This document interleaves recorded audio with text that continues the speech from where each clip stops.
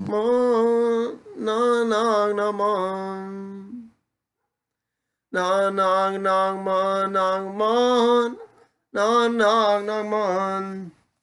Okay, so I started eating this natural beef from a farmer that I know in Israel. He raises it himself. He shechs it himself.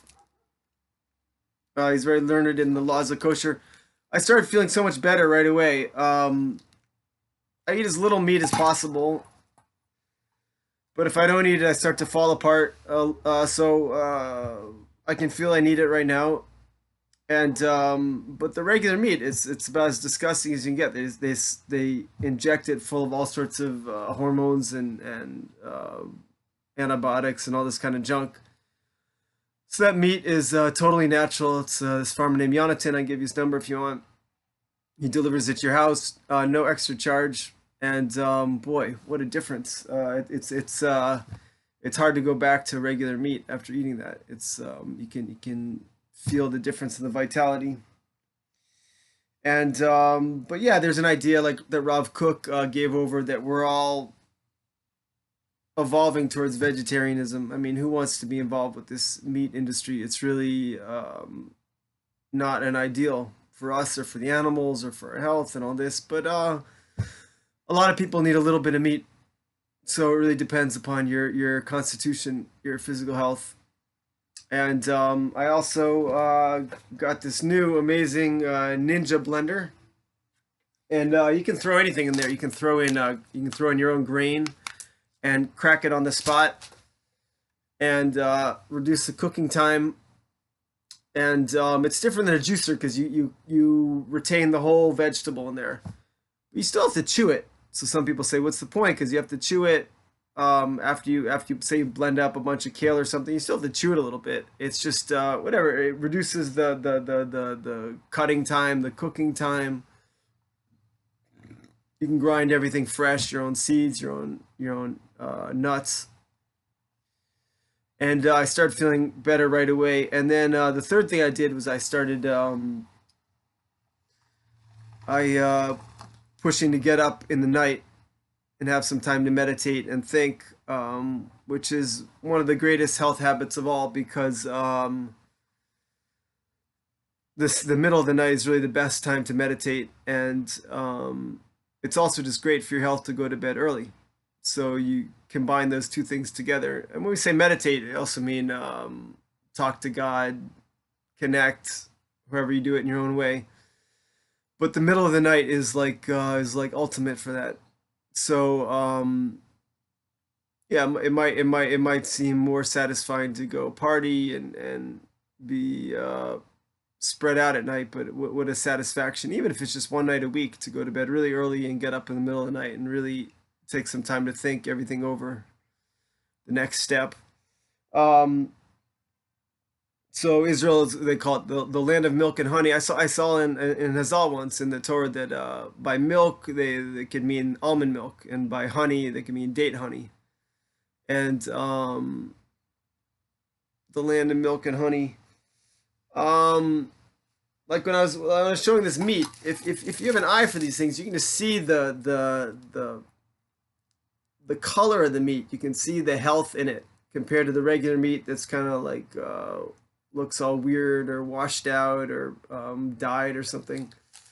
And same thing. You look at these grains. You see the color of those grains. It's if you have an eye for it, you can understand the color of the foods you take in. You can see the nutrition in them. And processed foods, you can see how it's just dead, dead white flour, dead white sugar. So almost everyone I know, they're way too up in their head, and they don't have a sense of what really feeds them. And part of it is just seeing, right? Seeing at a deeper level, more like an artist would approach health than a science nerd.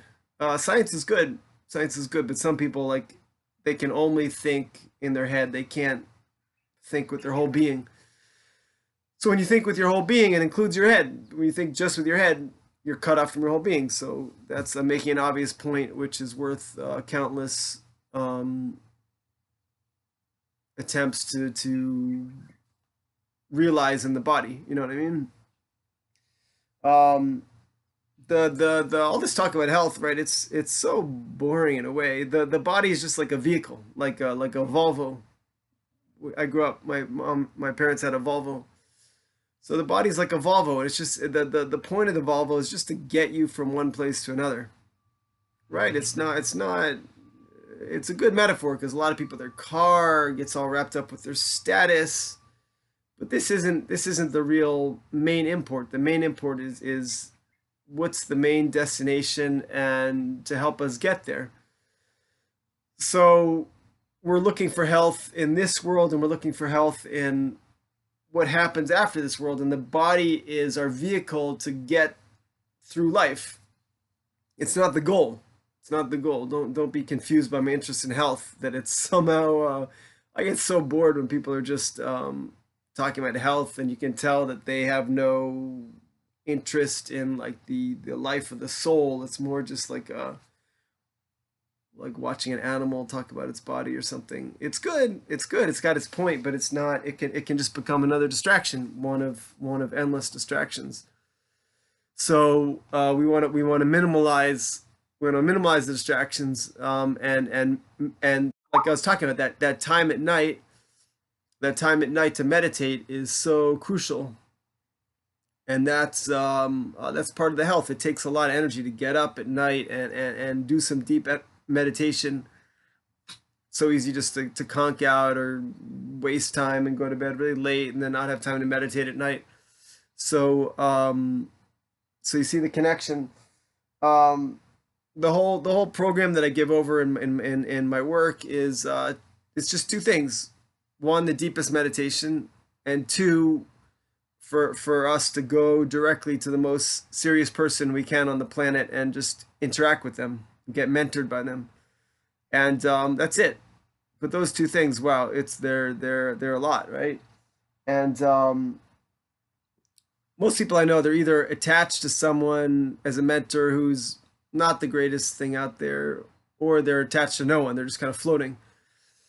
So if you're attached to someone who's not the greatest, don't worry. I'll just encourage you to get attached all the way, and then on your own, over and over again, when I really help people push into their mentor all the way on their own, they start to realize that the mentor is not the highest thing out there.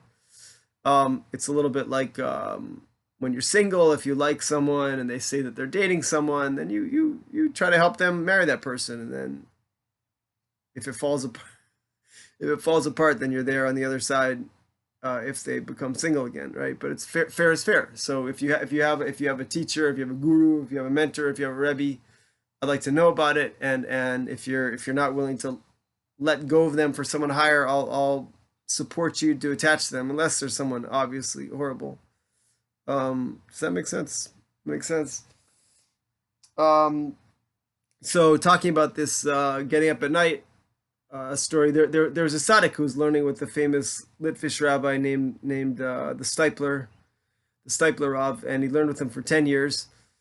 And then his wife made him start reading, the student of the Steipler, the student's wife made him start reading Rabbi Nachman, and he just felt like the Steipler would demonstrate everything about Rabbi Nachman in the way that he was. But then the student, he felt like he needed a little something more with prayer. So he said to the Steipler, how can I learn to pray better? And the Steipler said, for this you have to go to the Hasidic path. Steipler was a Litvish rabbi. So then it was the night before Purim, and the student thought, okay, I'll check out all the different Hasidic groups, and I'll see which one has like the energy that I like the most, and then I'll go to them to learn about prayer more. So he was heading around to the different gatherings for Purim, the different tishes, the different big celebrations, and he thought, I'll just check out Breslov first. Breslov's about being happy, and all the Hasidic groups the night before Purim, they all had a big festive gathering. So he went to the Breslov shul, and there was no one there, just two guys there, and he went up, just finishing up their Havruta, finishing up their learning, and he went up to him and he said, what's the deal? How come, how come Breslov doesn't have a big gathering? It's the night before Purim. It's a big night. And one of the Breslovers, he said, in Breslov, before Purim, we all go to bed early so we can get up in the middle of the night and go out to the field, go out to the woods, and really pray to God and scream to God. And the student said, wow, that sounds like my kind of group. And he ended up signing up and becoming a Breslover. So yeah, so I think you get the story here, the spirit, and we should have the best health so that we can take on the deepest spiritual practices, and we should have the best spiritual practices to excite us about taking on the best health, right? A package deal. Okay, I'd love to be in touch with anyone. And I do a little free intro session about my meditation and about helping you find the best mentor. So feel free to talk to me about that. And I'd love to be in touch. All right, thanks a lot. Nachman